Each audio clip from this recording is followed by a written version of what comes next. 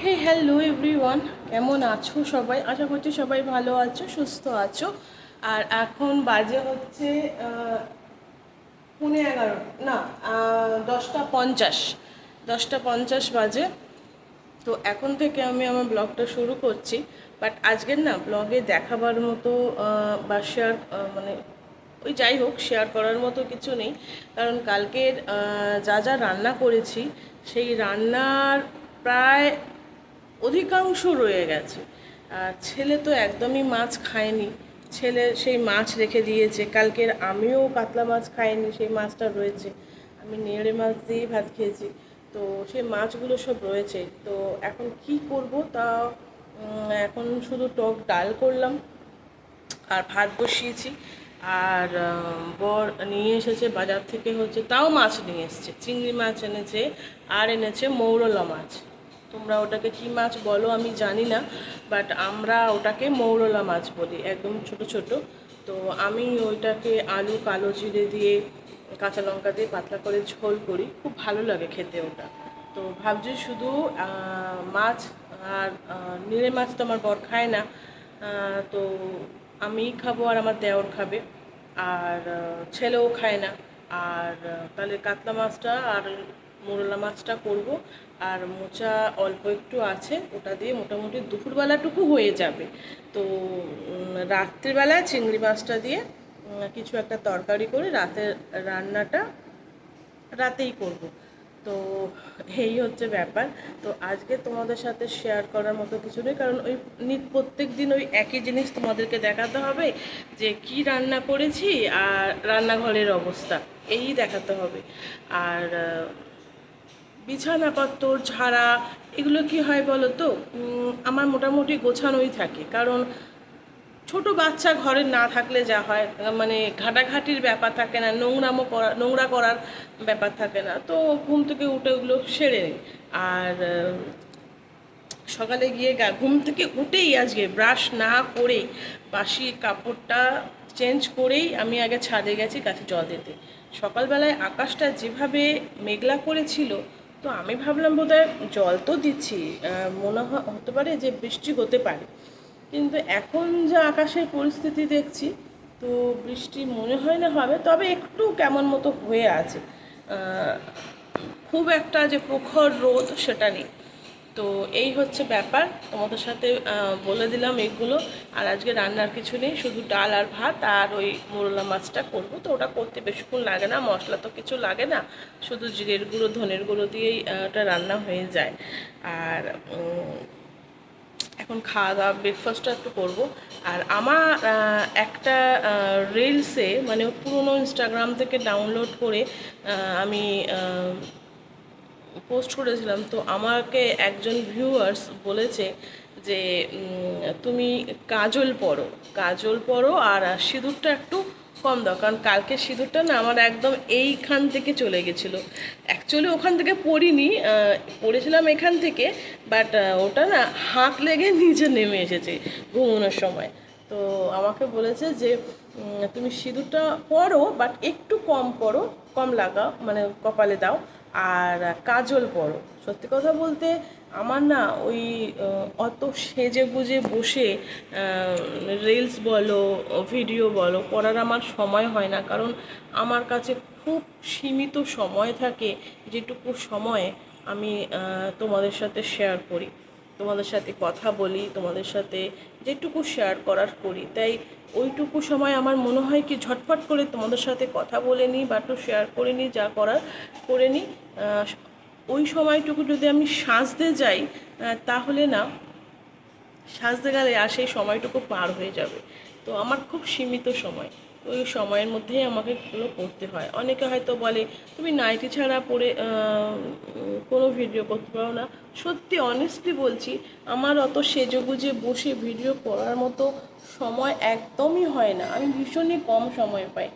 আর যেহেতু আমার হাজব্যান্ড এগুলো পছন্দ করে না, তো তার সামনে তো করতে পারি না, তাই তার অগোচরেই আমাকে এগুলো করতে হয়। হ্যাঁ, নোংরা মতো করছি না, ব্লগিং করছি, এইরকমই। তো এটাও আমাকে তার অগোচরেই করতে হয়। তাই যেটুকু সময় পাই মনে হয় সেটুকুই তোমাদের সাথে কথা বলি। আর যেটুকু তোমাদের সাথে ব্লগিংয়ে শেয়ার করার যা থাকে তোমাদের সাথে শেয়ার করে দিই। তাই সাজাগোজার বিষয়টা আমার হয় না। তাই আমাকে একজন ভিউয়ার্স বলেছে যে তুমি কাজল পরো, কাজল পরলে তোমাকে ভালো লাগবে। সত্যি কথা বলতে ওইটুকু সময় পর্যন্ত আমার কাছে থাকে না। তো আমি এবারে ট্রাই করব, যদি কোনো সময় মনে হয় যে মন খারাপ, আমি তো অ্যাকচুয়ালি রিলস তখনই বানাই যখন আমার মনটা খুব খারাপ থাকে। হ্যাঁ, তো সব মনের কথা তো আর ক্যামেরা খুলে বলা যায় না, অনেক মনের কথা আছে যারা ক্যামেরা খুলে বলা যায় না। তো মনের কথা মনেই রাখতে লাগে। তো যখন মনটা খুব খারাপ থাকে, মনটাকে একটু অন্যদিকে ঘোরাবার জন্য, তখন আমি একটু রিলস বানাই। তো তখন ভাবছি ওই একটু কাজল পরে একটু রিলস বানিয়েই নেবো। তো চলো, 5 মিনিট ধরে শুধু বকবক করে গেলাম তোমাদের সাথে। আর কালকে গার্ডেনিংয়ে একটু শেয়ার করেছি, আজকে যদি কিছু পারি অবশ্যই শেয়ার করবো। হ্যাঁ, আর টবগুলোকে রং করতে হবে, আজকে সেগুলোই তোমাদের সাথে শেয়ার করবো। কালকে ব্লগটা অনেকটাই বড় হয়ে গেছিলো, প্রায় 20 মিনিট হয়ে গিয়েছিলো। তো ওই জন্য আর কিছু শেয়ার করিনি। আজকে পারলে অবশ্যই তোমাদের সাথে একটু করে তো গার্ডেনটা করতে হবে। তো আমি ভাবলাম যদি আজকে বৃষ্টি হয় তাহলে গিয়ে গাছটা কিনে আনতে পারবো। ও বাবা, বৃষ্টি তো হলো না। যাই হোক, হোক যে না হোক, করবো। আবার আজকে মঙ্গলবার, আজ আমার অনেক কাজ আছে, মন্দির যেতে হবে, মন্দিরে পুজো দিতে যেতে হবে। তো চলো, এখানেই রাখলাম এখনকার মতন এই ভিডিওটা। আবার পরে আসছি, সেই দুপুরবেলা গার্ডেনিংয়ে যদি কিছু তোমাদের সঙ্গে শুধু শেয়ার করতে পারি অবশ্যই শেয়ার করব।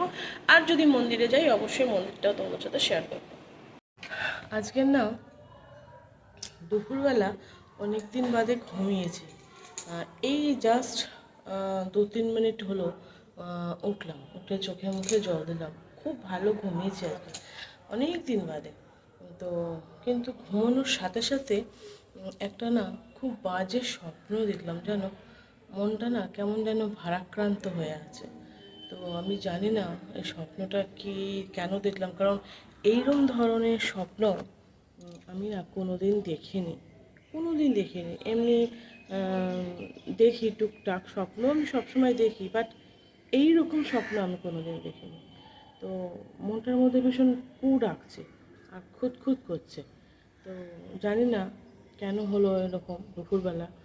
যদিও আমরা জানি যে ব্রহ্ম মুহূর্তে যে স্বপ্নটা দেখা হয় সেই স্বপ্নটা সত্যি হলেও হতে পারে, বাট এই দুপুরবেলা ব্রহ্ম মুহূর্ত ছাড়া যে স্বপ্নগুলো দেখা হয় সেগুলো খুব একটা মাহাত্ম্য বা সত্যি, মানে সত্যি হয় না। কিন্তু তবু যেন মনটার মধ্যে ভীষণ খুঁতখুত করছে। তো তোমাদেরকে একবার বলি যে কী স্বপ্ন। আর যে ভেবেছিলাম টবগুলো রং করবো, কিন্তু আমি ঘুমিয়ে পড়েছিলাম। কেন এতটা ঘুমিয়ে পড়লাম আর কেনই যে এই স্বপ্নটা দেখলাম আমি জানি না।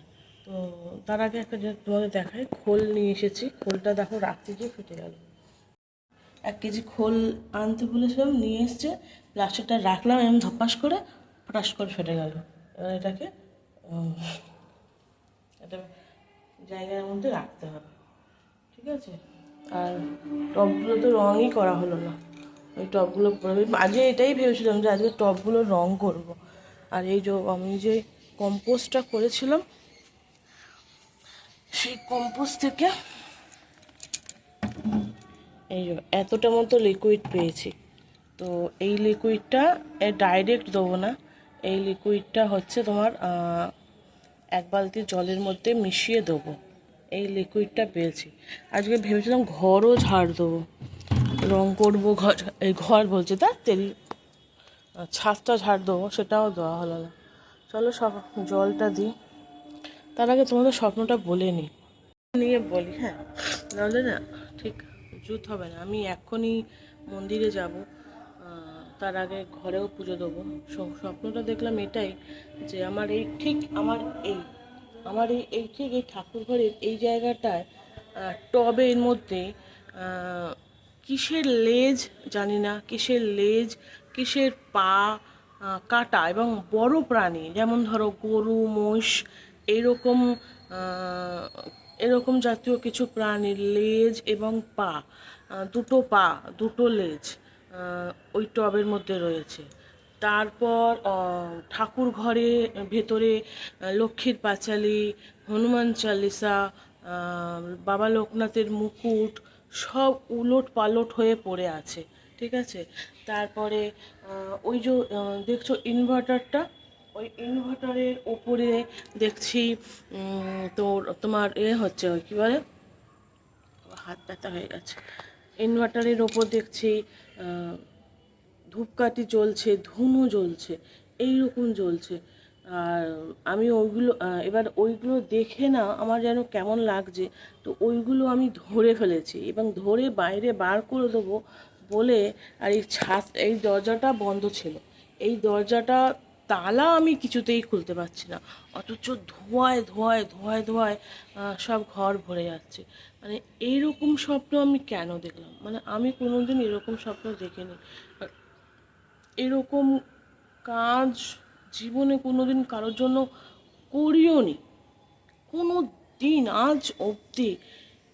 আমি যা লাইফে সহ্য করেছি, আমি যা লাইফে অ্যাডজাস্ট করেছি, যা মানসিক, আর এই যত দিন এগোচ্ছে, এই বিবাহিত জীবনে যত দিন এগোচ্ছে, যা আমি মানসিক অত্যাচার সহ্য করেছি, তো তাও সত্ত্বেও আমি কোনো দিন এই রকম জিনিস কারোর জন্য কিছু করিনি যে হ্যাঁ এই মানুষটার জন্য আমার এই সহ্য করতে হচ্ছে, একে আমি এই সব করে কি বলে অনেকটা ওই যে বশীকরণ টাইপ যেগুলো বলে, তো কোনো দিন করিনি লাইফে, কোনো দিন করিনি। আমি বলি যে যা হবে ভগবান আমার দেখে নেবে, মাথার ওপর ভগবান, হ্যাঁ ভগবানকে আমি বিশ্বাস করি, অবশ্যই ভগবানকে বিশ্বাস করি, ভগবান আছেন, ভগবানই রক্ষা করে এসেছেন এতদিন, নাহলে আমার ক্ষতি করতে চেয়েছে, ইভেন এখন করে কি আমি জানি না, বাট বিয়ের প্রথম পরপর আমার অনেক ক্ষতি করে, যখন এক সংসারে ছিলাম, তো আমার শ্বশুর বাড়িতে একজন আছে যে আমার ক্ষতি করতে চায় সব সময়, ক্ষতি কীরকম চায় যে আমার হাজব্যান্ড আমাকে সবসময় বকবে ঝোঁকবে, আমার ঝগড়া হবে, হ্যাঁ না তেনা, আমার ভালোটা সে দেখতে পারে না।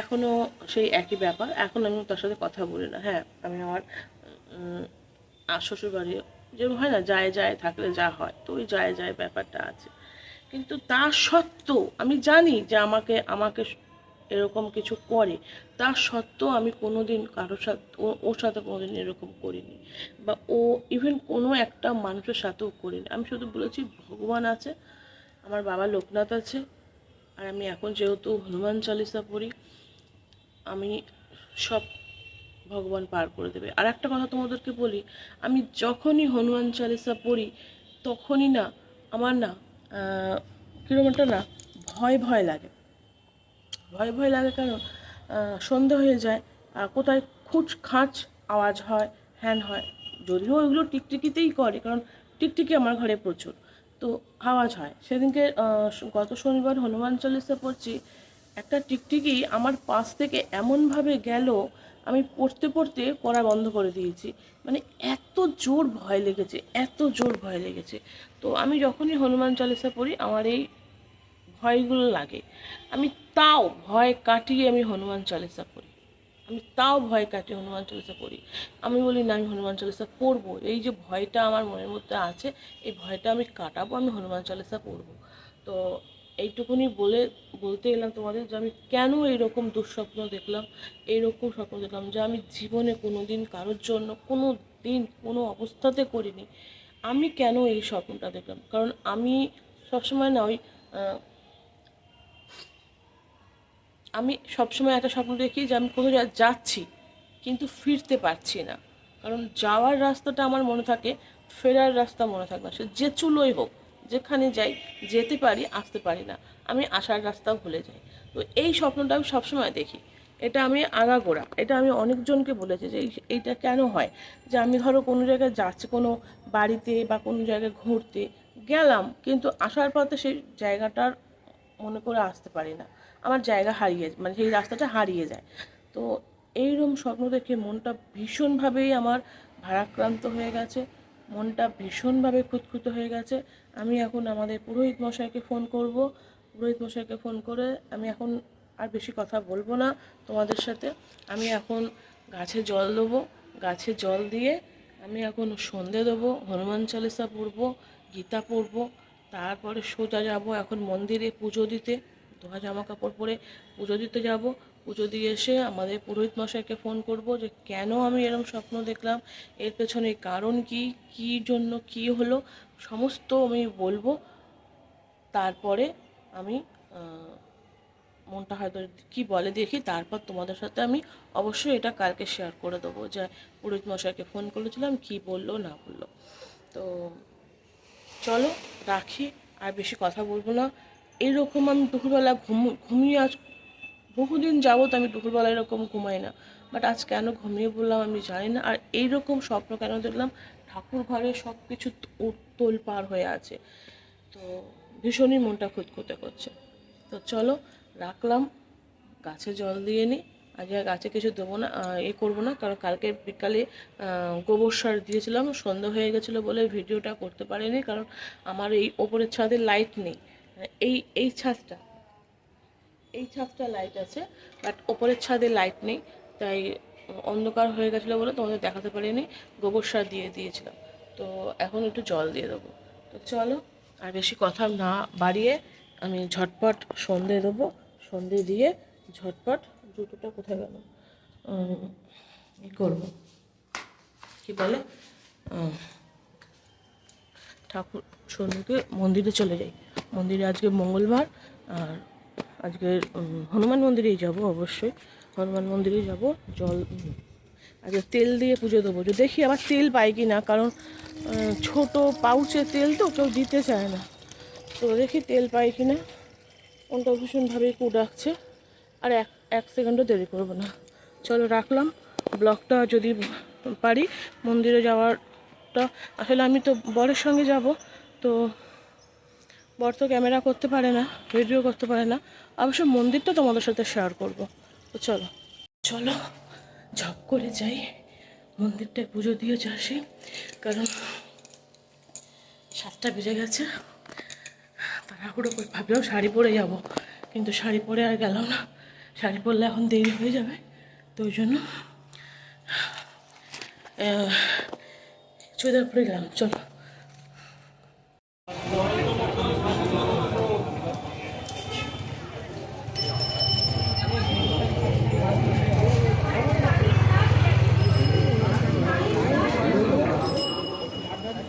মঙ্গলবার এত ভিড় হয়েছে।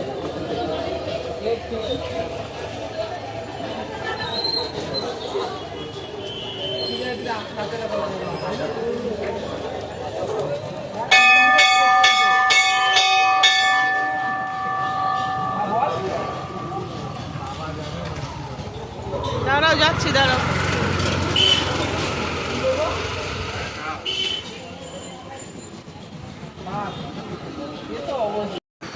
কি ভিড়, কি ভিড় মন্দিরে, কি ভিড়, মানে ঠেলে ঠুলে রীতিমতো মন্দিরে ঢুকেছি। মন্দিরে ঢুকে পুজো দিলাম, দেখো না ঘেমে দেখো কী অবস্থা। তারপরে হচ্ছে তেল দিয়েছি আজকে মন্দিরে, সে তেলের প্যাকেটটা এমনভাবে চিপে ধরেছি, এক হাতে ফোন, এক হাতে পয়সার ব্যাগ, এক হাতে তেল, ধূপকাঠি, মিষ্টি, সব কিছু। তেলের প্যাকেটটা এমনভাবে চিপে ধরেছি, প্যাকেট থেকে তেল পড়ে আমার হাত পুরো ভর্তি হয়ে গেছে। কী করবো, জামাই মুছে নিয়েছি তেলটা। আর বিভৎস ভিড়, আমি ভিডিও একটু করে নিয়ে এসছি, ওখানে দাঁড়ানো যাচ্ছিলো না, এত ভিড়। আজকের মঙ্গলবার না, আর আজকের মঙ্গলবারটা খুব ভালো, কি বড় মঙ্গলবার না কি মঙ্গলবার বলা যায় না, তো প্রচণ্ড ভিড় দিয়ে এলাম পুজো। সামনে শনিবার পুজো দিতে গিয়েও পুজো দিতে পারিনি, চলে এসেছি। এই পয়সার ব্যাগটার মধ্যে তেল ফেল লেগে একাকারটা অন্যায় মুছেছি, মুছবো কী করে, আর কিছু নেই তো, কোথায় মুছবো। চলো এবার একটু চা খাবো, তারপর চলো। ও না, একটা কথা বলে দিই, ব্লগটা এখানেই শেষ করলাম ভিডিওটা, কারণ এরপরে রান্নাবান্না আছে, আর আমি এখন ভিডিও করতে পারবো না। তো এইভাবেই দেখো, ভালো লাগলে লাইক করো। চলো টাটা।